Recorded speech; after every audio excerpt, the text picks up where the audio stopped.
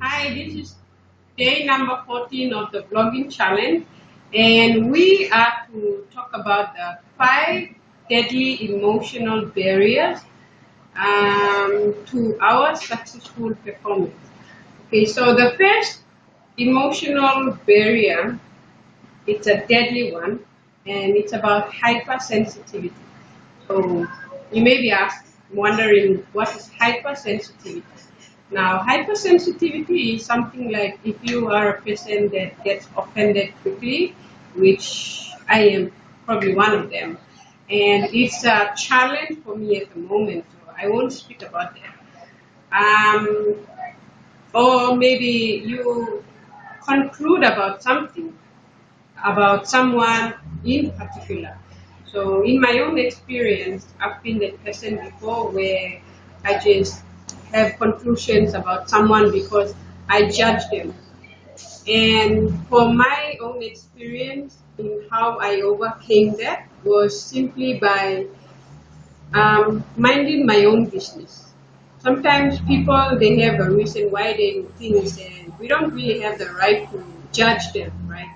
So because I started to mind my own business and I realized that we all have a life to live, live for.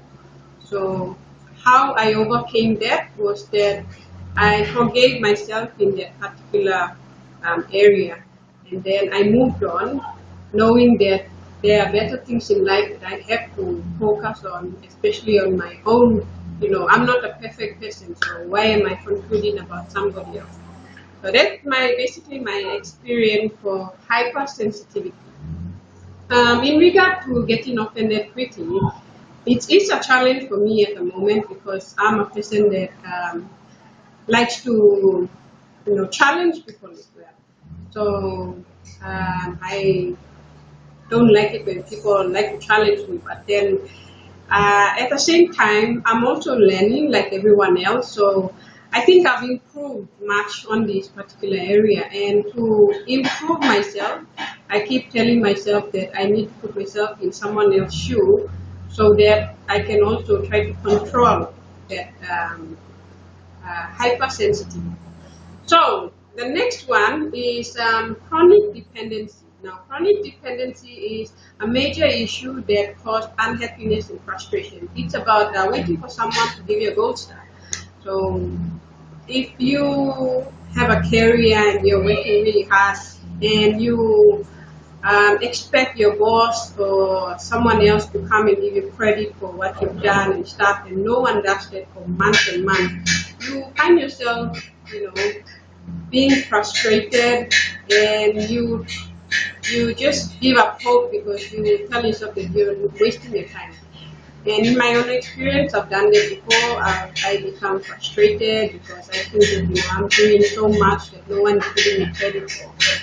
And how I overcame that was I started to read successful books, and in one of the books that I read, they mentioned that when you worry about money and you earn promotion, you work extra hard and you frustrate yourself because no one is giving you the credit. But when you do it because you have a heart for your job, you love your job, you are passionate about it, you actually find yourself that you are doing better than expecting, getting credits, right? So in order for me to overcome that, I started to read successful books that have actually helped me. And then I then realized that I don't need anyone to watch over me. I can do things, without anyone giving me credit for. And it really did work.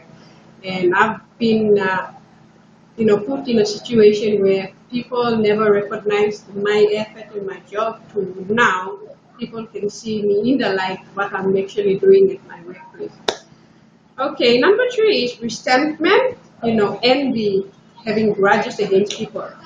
In my last video, I talked about grudge about a colleague because she had a title, right? So then, you know, in this resentment, you need to forgive yourself, and that is what I did. it was not because of it was maybe because of the effort that got her where she is today. But when you forgive yourself for the grudge that you have, and then you tell yourself that maybe there is always a plan for you not to get to a particular position in your career.